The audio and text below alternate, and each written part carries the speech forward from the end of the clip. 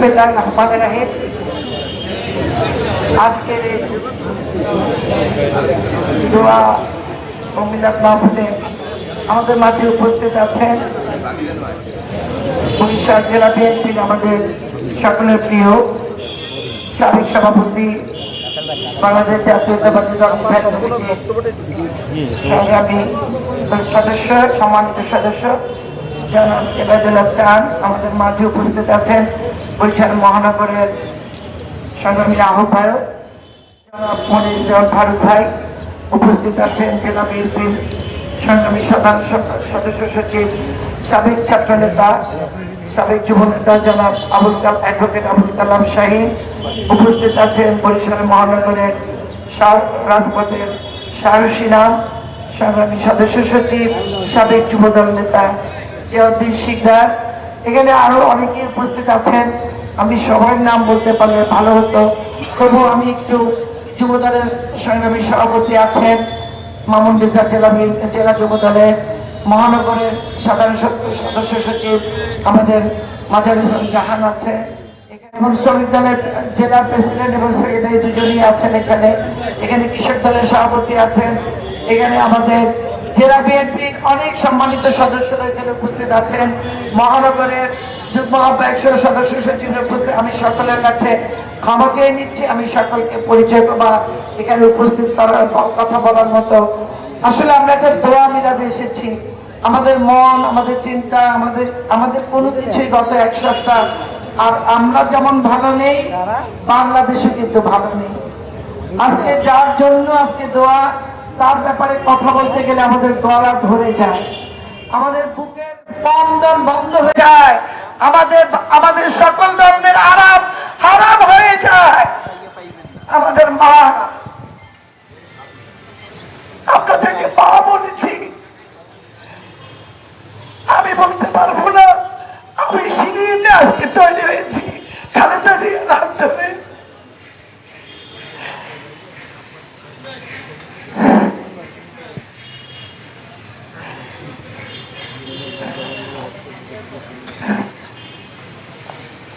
কত বড় নেত্রী, কত দূরদর্শিতা ছিলেন। যদি গুলশান অফিসে যেতাম, আমরা যেহেতু দোতলায় আমরা নিচে দাঁড়িয়ে থাকতাম, উনি গাড়ি থেকে নেমেই বলতো, এই বরিশাল থেকে খবর কি আমার বরিশালে যাও। এই ছিল কথা। যেখানে দেখা হতো, কি তোমাদের বরিশালে খবর কি? কোন বড় ভাইয়ের রাজনীতি করি নাই, কারো মাথার উপর ছাতা নিয়ে হাঁটি নাই, রাজপথে আপনাদের সাথে নিয়ে তৃণমূলের হাত ধরে রাজনীতি করেছি।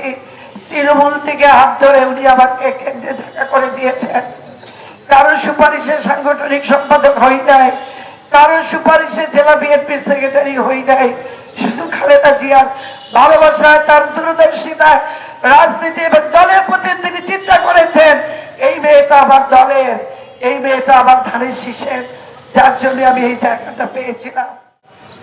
আজকে 1 বছর 4 মাস আমি একটি পত্রিকার ষড়যন্ত্রের মাধ্যমে একটি মিথ্যা তথ্য দিয়ে আমাকে দল থেকে দূরে রেখেছিল।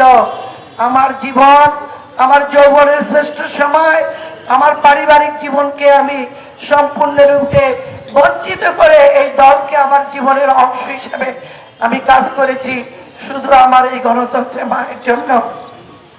আমি করোনা আক্রান্ত হয়েছি, তার সাথে যারা থাকেন একজন ফোন করে বলেছেন, আপা আপনার শরীর কেমন, আপনি অসুস্থ? আমরা শুনলাম, ম্যাডাম জানতে চেয়েছেন। আমার বাবা মা মারা গিয়েছেন, উনি ফোন করে আমার খবর দিয়েছেন। এই ঋণ, এই ভালোবাসা শুধু শিরিন নয়, সারা বাংলাদেশে হাজার হাজার লক্ষ লক্ষ কোটি কোটি তার এইরকম কর্মী আছে যাদেরকে তিনি হৃদয় দিয়ে উপলব্ধি করেন।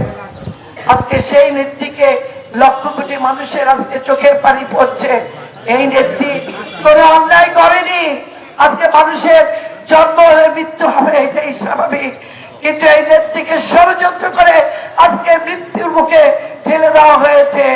তাকে এই হাসিনা সরকার তার জনপ্রিয়তাকে, তার দেশপ্রেমকে, তার দেশের গণতন্ত্র রক্ষার আন্দোলনকে ওরা ভয় পায়। ওরা খালেদা জিয়াকেই ভয় পায়। খালেদা জিয়া বেঁচে থাকলে হাসিনার অস্তিত্ব থাকে না এই দেশে। এই জন্যই তারা তাকে বারবার তাকে ধ্বংস করার জন্য, জিয়া পরিবারকে নিঃশেষ করার জন্য সর্ব ধরনের ষড়যন্ত্র আজকে ওই স্বৈরাচারিণী করেছে। আজকে আল্লাহ রাব্বুল আলামিনের কাছে বলতে চাই, এই নেত্রী, এই মা, একজন নেত্রী কখন মা হয়ে ওঠে এটা বুঝতে হবে। হে আল্লাহ, তুমি আমার মাকে আমাদের কাছে সুস্থভাবে ফিরিয়ে দাও। তার কোনো অন্যায় নাই, তার অন্যায় তিনি এদেশকে ভালোবাসেন, তার অন্যায় এদেশের মানুষকে ভালোবাসেন, এটাই তার অন্যায়। তুমি এই মজলুম নেত্রীকে, এই মাকে তুমি আমাদের কাছে ফিরিয়ে দাও।